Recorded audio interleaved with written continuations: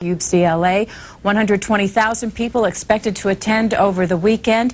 And outside of Moore Hall, we are now joined by one of the over 400 authors who will be there this weekend, Gore Vidal. Hello, Mr. Vidal. Hello. Nice to hear you, if not see you again. Well, thank you. I'm showing our viewers now a copy of your new book, Gore Vidal, The Perpetual War for Perpetual Peace. First of all, why was this book printed in Italian before it was printed in English? Well, because it's 5 essays. One is on Timothy McVeigh and why he did what he did. One is on 9/11 and why whoever it was who struck us, Osama or someone else, why they may have done it.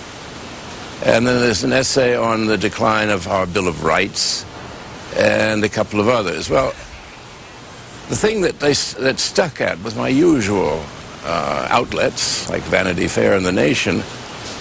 In the piece on 9/11, I said one of the reasons that people get grumpy with us and blow up our buildings is what we have done to them. First law of physics, there is no action without reaction. I list 200 unilateral military actions that the United States has taken against other countries unprovoked over the last 50 years. From our great military victory on the island of Grenada, which Alexander Haig, at that time Secretary of State, said, all in all, as a military operation, the Provincetown Fire Department could have done it better. Well, we've hit everybody. We've hit Panama, we've hit Cuba, we've hit Iran a couple of times. And finally, a bunch of crazies in the Muslim world struck back. Should we be surprised? No. Perpetual war for perpetual peace is a phrase from Charles A. Beard, our greatest historian in the 20th century. And he was figuring out that with 1950, when Harry Truman militarized the economy and invented the Cold War, yes, he did, David McCullough to the contrary, we have been at war ever since. The Enemy of the Month Club. You can't keep up with them. Gaddafi, Saddam Hussein, one after the other. Noriega, my favorite one. We have to do this to keep the Pentagon's budget as high as possible. When Bush did his little war dance in front of Congress, it's going to be a long war. His little pig eyes were glittering at this. Long. We got this axis of evil, you know? And he doesn't even know what the word axis means. The axis, according to him, is Iran, Iraq, and North Korea. I mean, they're not very close to each other for an axis. But we have to be at war. 2 reasons. One, it is profitable for Enron and other companies like that, and for the oil business. And everybody now ruling us is a member of oil and natural gas, from Bush father and son to Rumsfeld and so on. So it's highly profitable. More sinister, and this is what the warning of my little book is, there is an all-out assault on the Bill of Rights. We have lost more in the last 5 years, starting with Clinton in the wake of Oklahoma City, signed a National Terrorist Act. Well, under this, habeas corpus in certain situations has been suspended. Horrendous stuff. Now came the USA Patriot Act, which Bush sent to Congress after 9/11. It was passed in October. Nobody read it. Now they're starting to read it and they're beginning to amend it, thank God. But we are in the most dangerous position that we have been in 200 years. We are losing the republic. We may well have lost it. Congress has not declared war as the Constitution requires since the 8th of December 1941. And yet we're always at war with somebody. Sometimes we declare it, sometimes we don't. Sometimes we call it a police action. There is no longer representative government. The people are out of it. They don't vote. Bush was elected by 24% of the electors. That's not what we call a mandate. Gore Vidal will be with us for about 20 minutes. And of course, we want to open up our phone lines and invite you, if you have a question or comment for him about his new book or about any of his previous works. You'll see the phone numbers at the bottom of your screen. And we'll take our first call. It's from Sun City Center, Florida. Hello. Hello. You're on the air. Go ahead. Thank you. Mr. Vidal, I can't tell you Yes. what a pleasure it is to be talking to you. My late husband Thank you. devoured every word you ever wrote, and our political and religious and social attitudes mirror yours. My question to you, Mr. Vidal, and I want to thank you for everything that you're writing and saying. My question to you is this. I'm your age and getting very depressed about what's happening because people like myself and other friends that I have feel so isolated. We are not in the mainstream. We feel helpless, and we see what's happening after having lived through a lifetime of depression and war and McCarthyism and so on. What do you have to say to those of us who feel so beleaguered right now? Let me tell you, you are not alone. A majority of the people in this country feel as you do and as I do. I'm part of the famous, as are you, the greatest generation according to Tom Brokaw. I enlisted in the Second World War when I was 17 years old in the year 1943. 80% of the American people at the time of Pearl Harbor did not want to go to war. We are not a belligerent people.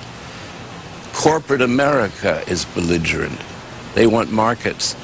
All this business in Afghanistan is simply to get our hands on Caspian oil. There are 5 former republics of the Soviet Union. It's the greatest concentration of oil and natural gas in the world. That is why we invaded Afghanistan. It had nothing to do with, we pretend it's revenge, and to a degree it is, for what they did to us. But we had planned that invasion before September 11th. We had planned to go into Afghanistan in October. What is at fault, which is depressing you, and it certainly depresses me, is the media is corporate owned and reflects entirely the people at Enron, the people who profit from military procurement contracts. We don't have representative government because it costs too much. We, the people, can't afford a senator.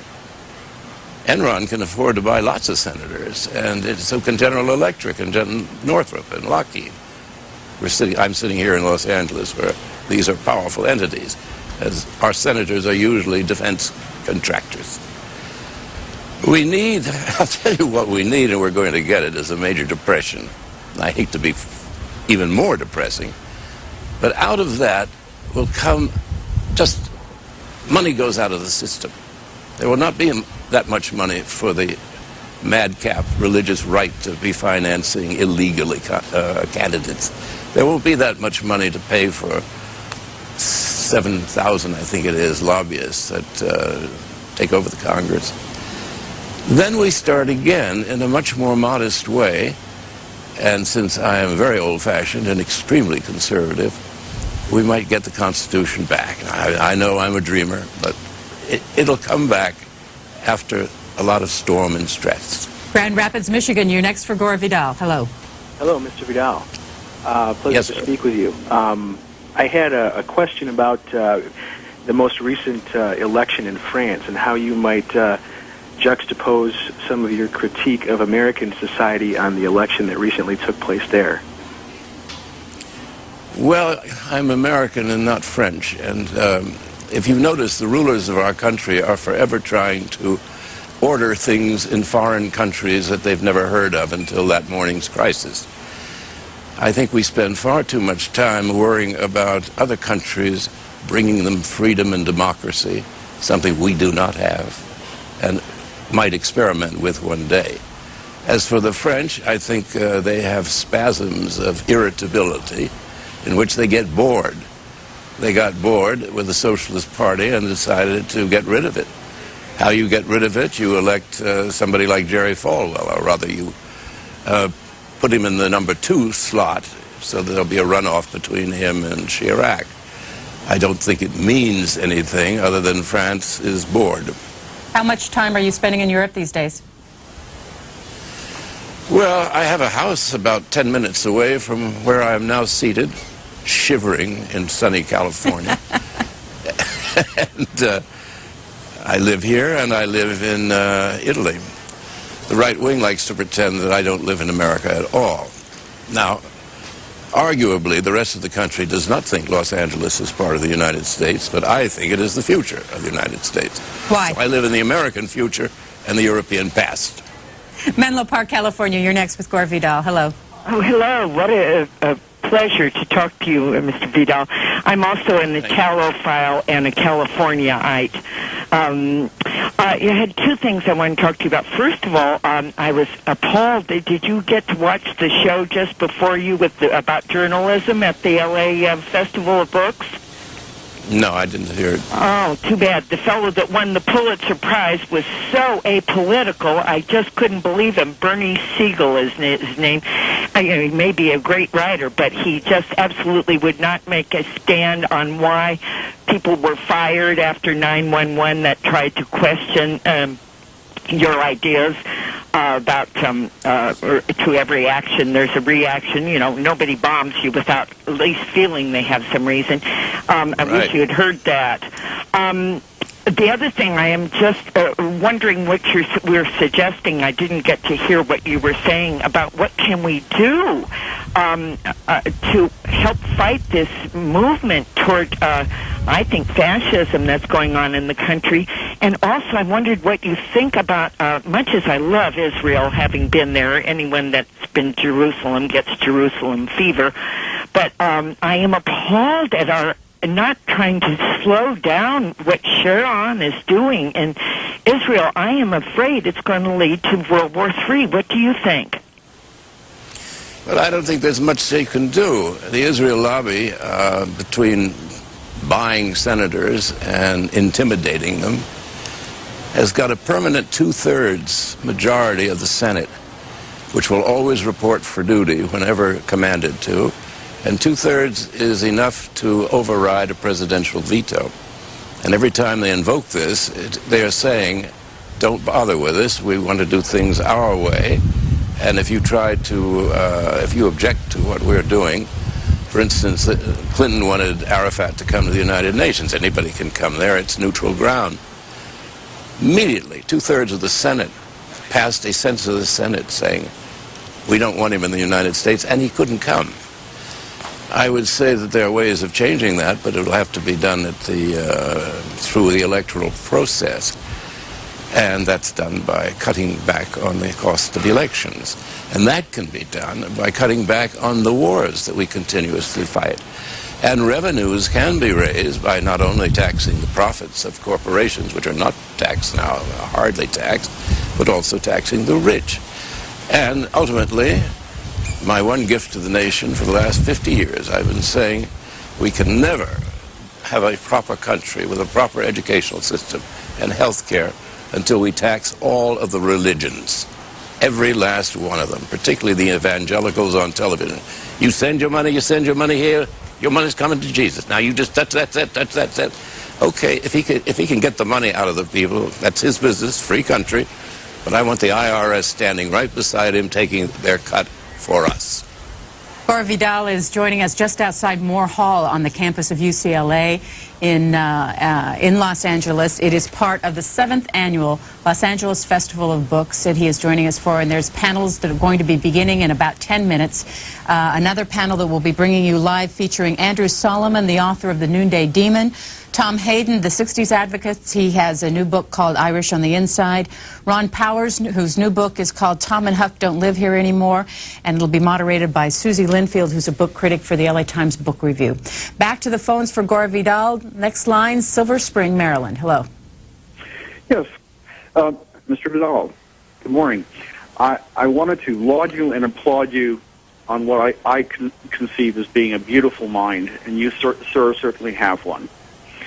I also wanted to ask you about the U.S.'s humanitarian intervention in Yugoslavia and the entire fact that all of the bases upon which the attack was justified have been proven to be patently false. At least in Europe, in the European media, of course we can't speak of it here, that the entire Rorschach massacre was a setup done by our wonderful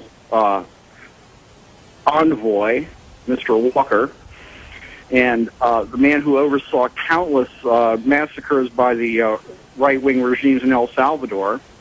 So, of course, man is an expert on massacres, but only when it goes in to the benefit of the U.S. power structure. Well, remember that NATO was our invention in 1945 to 8. It was supposedly to save the poor Western European countries from the Russians are coming. Well, the Russians were not going anywhere, and we knew it. It was for us to keep military control through military bases over France, Germany, Italy, wherever, whatever.